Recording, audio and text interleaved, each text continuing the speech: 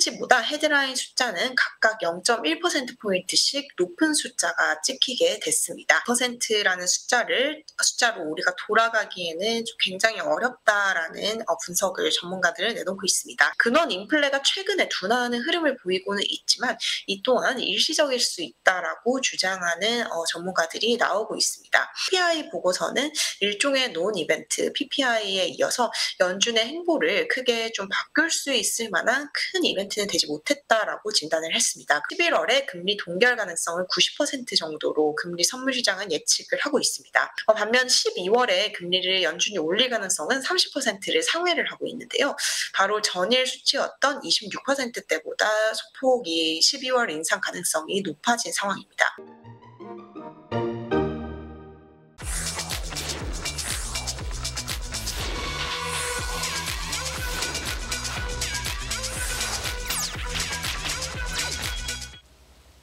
네, 임하람 뉴욕 특파원 연결해 보겠습니다. 안녕하십니까? 네, 안녕하세요. 임하람 특파원입니다. 네, 오늘은 3대 지수가 일제히 하락하면서 마무리가 됐네요. 마감 지수부터 짚어주시죠. 네, 오늘 미국 현지 시간으로 10월 12일 목요일입니다. 이번 주 가장 핵심적인 경제 지표인 9월 물가 지표가 발표가 된 날인데요.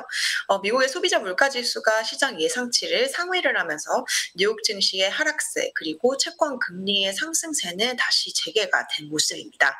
오늘 마감 시점에 이제 3대 지수 모두 하락을 하면서 오늘 거래를 마무리를 했고요. 지금 다우 지수가 전거래일 대비 0.51% 하락, S&P 500 지수는 0.62% 하락, 그리고 나스닥 지수는 전거래일 대비 0.63% 하락 마감을 했습니다. 주가는 하락했고요. 채권 금리는 다시 오르기 시작했습니다. 오늘 이제 주요물 국채 금리가 급등하는 흐름을 나타냈는데요. 미국 10년물 금리가 전거래일 대비 14bp 가까이 오르면서 4.7% 레벨을 다시금 회복을 했습니다.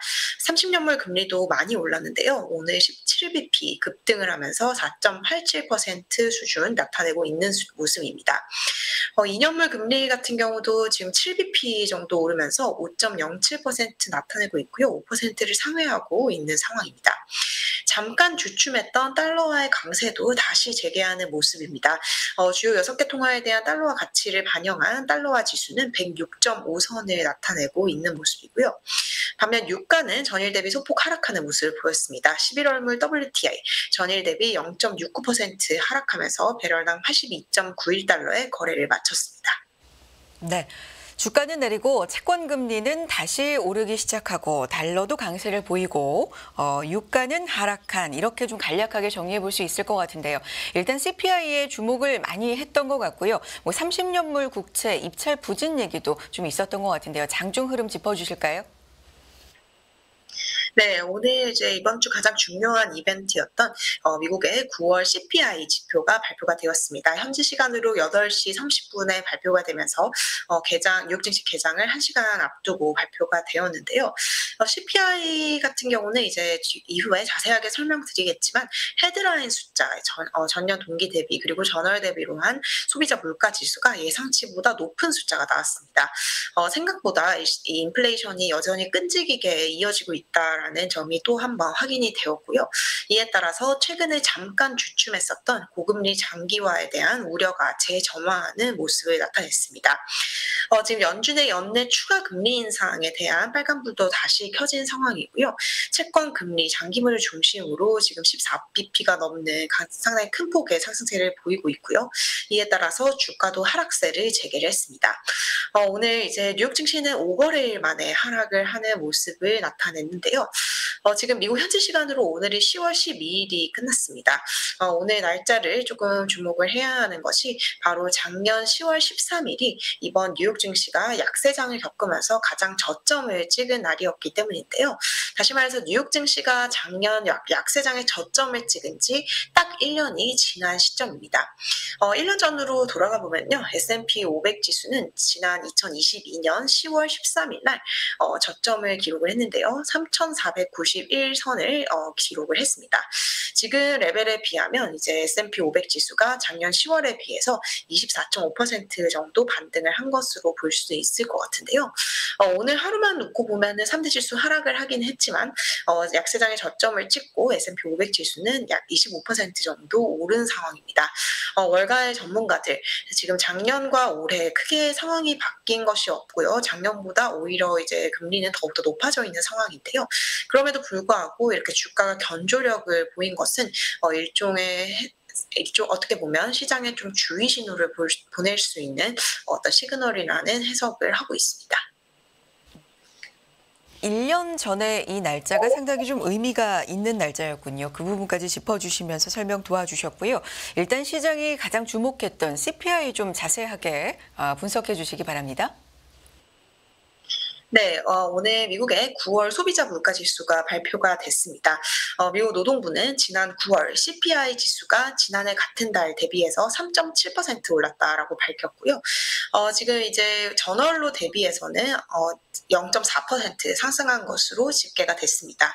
지금 월가에서 예상을 하고 있던 숫자는 전월 대비 0.3% 상승, 그리고 전년 동기 대비 3.6% 상승이었습니다.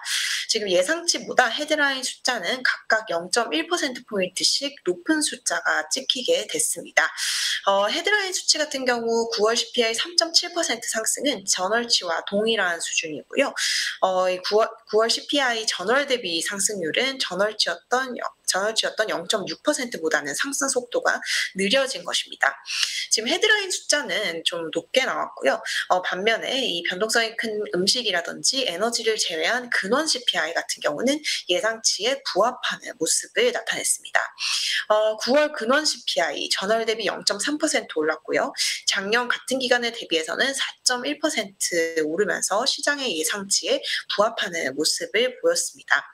이 9월 근원 CPI 같은 경우는 전월치였던 4.3%에서 0.2%포인트 하락 조정을 받는 모습을 나타냈는데요. 요약해서 이제 헤드라인 피겨는 예상보다 높았다. 하지만 근원은 그래도 전월 예상치 수준에 부합을 하는 수준을 나타냈다라고 정리를 할 수 있을 것 같습니다. 이번 CPI 보고서를 조금 자세히 이제 품목별로 뜯어보면요. 지금 9월 CPI에서 물가 상승을 가장 크게 기여를 한 팩터가 무엇이냐라는 질문에 대해서 미국 노동부는 주거비다라고 답을 했습니다. 지금 9월 인플레이션의 절반 이상을 주거비가 차지를 한다라고 미국 노동부가 설명을 했는데요. 실제로 미국 주거비는 전월보다 0.6% 오르면서 직전월의 상승률에 비해서 상승률이 2배 정도 상승 속도가 2배로 가팔라졌습니다. 또 지난 5월 이후 넉 달 만에 가장 빠른 속도로 주거비가 오르는 모습을 나타냈고요. 작년 9월에 대비해서도 주거비는 여전히 전년 동기 대비 7.2% 높은 수준입니다. 네, 9월 동안 에너지 가격 역시 상승세를 이어갔습니다. 9월 한 달 동안 에너지 가격이 전월 대비 1.5% 올랐는데요. 상승세를 유지를 하기는 했지만 전월의 상승률이었던 5.6%보다는 훨씬 둔화한 수준을 나타냈습니다. 식품 가격 역시 인플레의 중요한 팩터인데요. 상승세를 이어갔습니다.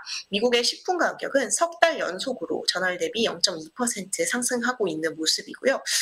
이 장바구니 물가를 나타내는 식료품 가격이 전월보다 0.1% 올랐고 외식비는 0.4% 상승을 했습니다. 지금 이제 미국의 9월 식품 가격은 작년 9월에 비해서는 3.7% 여전히 높은 상황입니다. 네, 중고차 부분 역시 이제 작년에 인플레이션을 끌어올린 핵심적인 어떤 요인으로 꼽히고 있는데요. 지난 9월 중고차와 트럭 가격이 전월보다 2.5% 하락한 것으로 집계가 되었는데요. 이 중고차 가격은 지난 넉 달 동안 계속해서 하락하는 흐름을 나타내고 있습니다. 작년에 비해서도 약 8% 정도 떨어져 있는 상황인데요. 이 중고차 가격이 하락했음에도 불구하고 신차 가격은 전월 대비 0.3% 그리고 전년 동기 대비 2.5% 상승하는 모습을 나타냈습니다. 이외에 이제 운송 서비스 가격이 전월 대비 0.7% 올랐고요. 의료 서비스 가격도 전월 대비 0.3% 오르는 모습을 보였습니다. 지금 시간당 평균 임금 같은 경우는 하락세를 유지를 했는데요. 9월에 시간당 평균 실질 임금은 전월보다 0.2% 하락한 것으로 집계가 됐습니다. 이 시간당 평균 실질 임금 지난 8월에도 0.4% 하락을 했었었고요. 9월에 주간 평균 실질 임금 역시 전월 대비 0.2% 내렸습니다. 네, 발표된 소비자 물가지수 자세하게 세부적으로 좀 뜯어서 설명을 해주셨고요. 일단 좀 요약하자면 헤드라인은 예상보다 높지만 근원은 부합을 했고 거기에 가장 큰 영향을 준 게 뭐 주거비다 뭐 이런 설명도 있었다라는 말씀해 주셨습니다. 여기에 대해서 전문가들 해석은 어떻게 나오고 있습니까?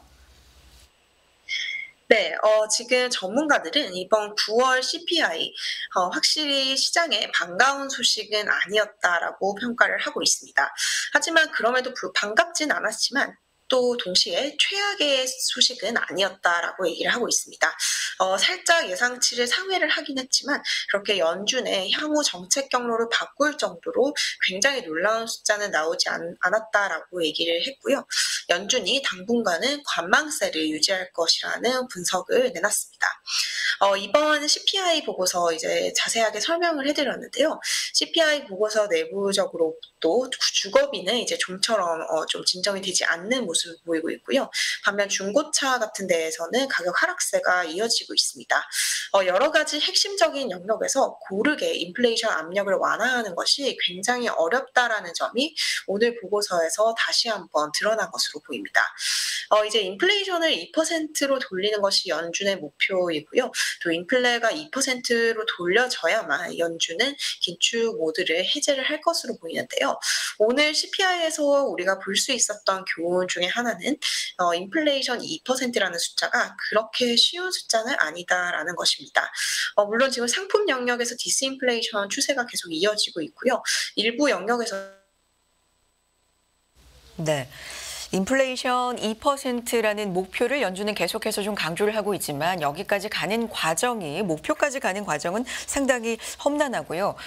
뭐 작년에 9%대 굉장히 높은 정점의 인플레이션 CPI를 찍었을 때에 비해서 지금까지는 좀 급격하게 내려오는 흐름을 보였지만 이제 여기서부터 2%까지 도달하는 건 좀 다소 느리고 지루한 흐름이 될 수도 있다. 뭐 이런 생각도 드는데요. 연결이 잠깐 끊겼습니다. 양해 부탁드립니다. 다시 연결해 보겠습니다. 특파원님. 지금 다시 말해서 이제 마법처럼 2%라는 숫자로 우리가 돌아가기에는 좀 굉장히 어렵다라는 분석을 전문가들은 내놓고 있습니다. 이 목표하는 2%로 돌아가기 위해서는 결국 미국의 경기 침체가 발생을 해야만 결국 이 인플레가 목표 수준으로 돌아갈 것이다라고 전문가들은 분석을 했는데요. 결국 이제 여러 가지 팩터가 섞여 있는 상황에서 굉장히 느린 속도로 그리고 또 모든 계정이 다른 속도로 인플레이션이 진정이 되고 있는 상황이기 때문에요. 이런 점을 상당히 주의 깊게 봐야 한다라고 전문가들은 분석을 하고 있는 상황입니다. 지금 전문가들이 이렇게 분석을 하고 있는데요. 결국 이제 연준이 안심을 하기 위해서는 근원 CPI가 4% 아래로 뭐 전년 동기 대비 상승률이 떨어져야 될 것이다. 그리고 향후에도 계속해서 이 인플레이션 숫자가 내려갈 것이다라는 확신이 있어야 할 것이다라고 얘기를 하고 있고요. 아직까지 우리는 그 지점에 도달하지 못했다라는 이런 분석을 제시를 했습니다. 또 오늘 보고서에서 이제 근원 인플레는 예상치에 부합을 했습니다. 하지만 과연 이 근원 인플레가 예상치에 부합을 한 것이 지속 가능하게 이어질 수 있느냐에 대해서는 또 다른 문제다라고 전문가들은 분석을 하고 있는데요. 근원 인플레가 최근에 둔화하는 흐름을 보이고는 있지만 이 또한 일시적일 수 있다라고 주장하는 전문가들이 나오고 있습니다. 결국 이제 페드의 이 인플레이션 보고서가 어떤 영향을 미칠지가 상당히 주목이 되는데요. 이제 또 이 금융시장 전문가들 이번 CPI 보고서는 일종의 논 이벤트 PPI에 이어서 연준의 행보를 크게 좀 바꿀 수 있을 만한 큰 이벤트는 되지 못했다라고 진단을 했습니다. 그렇기 때문에 연준은 이제 결국 굉장히 좀 신중한 모습을 보일 것으로 전망을 했고요. 이에 따라서 연준이 다음 회의에서 11월 회의에서 금리를 동결할 가능성이 오히려 더 높아졌습니다. 지금 좀 CPI와 PPI가 애매하게 나온 상황이기 때문에 연준이 11월에는 일단은 동결을 하고 연내 추가로 금리를 올린다고 하더라도 12월로 이것을 미룰 것으로 보고 있는 상황인데요. 시카고 상품거래소의 페드워치에 따르면 지금 11월에 금리 동결 가능성을 90% 정도로 금리 선물 시장은 예측을 하고 있습니다. 반면 12월에 금리를 연준이 올릴 가능성은 30%를 상회를 하고 있는데요. 바로 전일 수치였던 26%대보다 소폭이 12월 인상 가능성이 높아진 상황입니다. 네. CPI에 대해서 물가 지표에 대해서 전문가들의 해석 소개를 해 주셨고요. 최근에 연준 위원들의 발언도 상당히 많이 이어지고 있는데 간밤에도 있었습니까? 네, 간밤에 이제 보스턴의 여는 총재인 수전 콜린스가 발언을 내놨습니다. 최근 연준 위원들의 발언 중에서 가장 좀 주목을 받고 있는 발언, 채권 시장의 금리 상승, 채권 시장의 긴축이 전체적인 사실상의 금융시장 긴축을 이끌고 있다라는 이 주장이 상당히 주목을 받고 있는데요. 보스턴의 여는 총재 또한 여기에 동의하는 이 모습을 나타냈습니다. 보스턴 여는 총재, 채권 금리의 긴축 효과를 인정하는 모습을 보였고요. 금리 상승세가 이어진다면 단기간 긴축의 필요성을 줄여준다라고 얘기를 했습니다. 결국 이제 시장 금리가 올라오고 있기 때문에 연준이 더 이상 금리를 단기적으로는 안 할 수도 있다라는 주장을 펼쳤고요. 바로 이 이유 때문에 어쩌면 연준의 연방기금 금리는 고점에 근접했을 수 있다라고 얘기를 했습니다. 하지만 보스턴 여는 총재는 기존에 나온 연준 위원들의 발언에 비해서는 살짝 다른 뉘앙스를 펼쳤는데요. 그 다른 연준 위원들이 이 채권 시장의 긴축 효과 때문에 연준이 금리를 올리지 않을 수도 있다라고 주장을 했었더라면 보스턴 여는 총재는 그럼에도 불구하고 연준은 금리를 올릴 수도 있다라는 입장을 펼쳐줬습니다. 이제 아직까지는 이 추가 긴축을 논의해서 배제하지는 못하는 상황이다라고 얘기를 했고요. 뿐만 아니라 이번 사이클에서 우리가 정점에 거의 도달한 것으로 보이지만 이 금리 인상의 가능성은 언제나 있다라는 점을 다시 한번 이제 강조를 하는 모습을 보였습니다.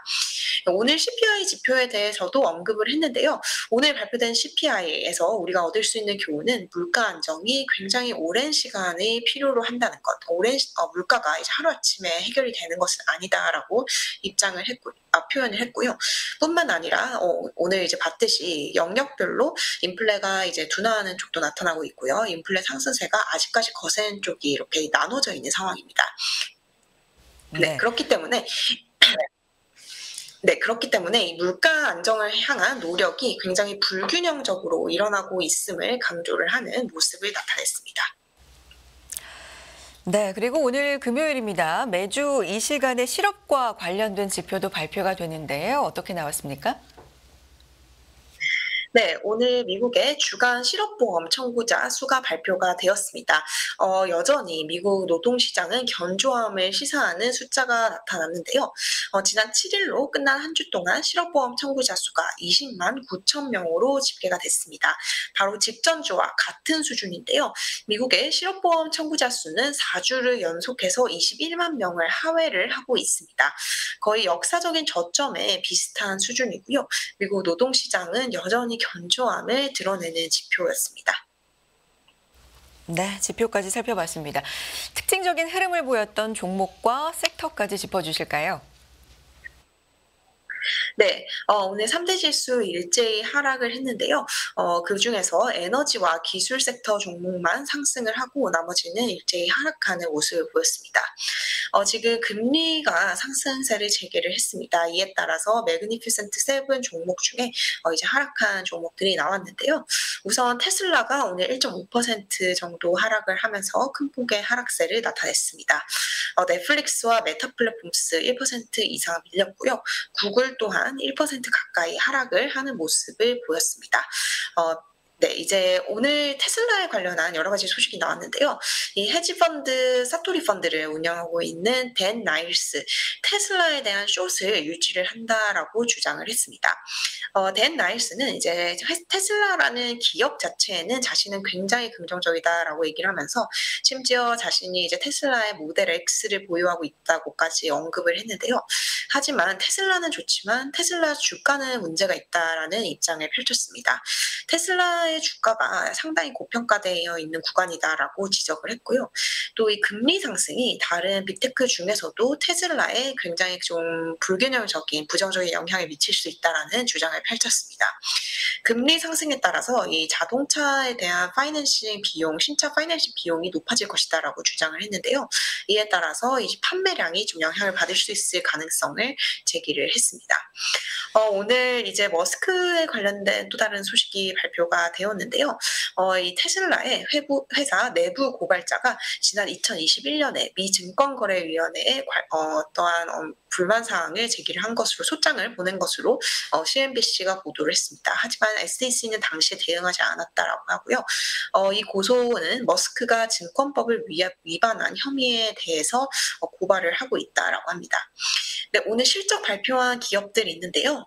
델타항공 실적을 발표했습니다. 이 미국에서 여름 기간 동안 해외여행에 대한 수요가 급증하면서 델타항공의 순이익은 전년 동기 대비 거의 60% 급증을 하는 모습을 보였는데요. 그럼에도 불구하고 최근 에너지 가격 상승으로 인해서 연간 가이던스는 하향 조정한다라고 델타항공은 발표를 했습니다. 델타항공의 주가는 오늘 2% 이상 밀렸고요. 미국 자동차 회사 포드 같은 경우는 노조가 파업을 확대했다라는 소식이 전해지면서 주가가 2% 이상 하락하는 모습을 보였습니다. 약국 체인 월그린스 부츠 얼라이언스 같은 경우 분기 실적이 예상치를 밑돌았지만 주가는 7% 정도 오르는 모습을 나타냈습니다.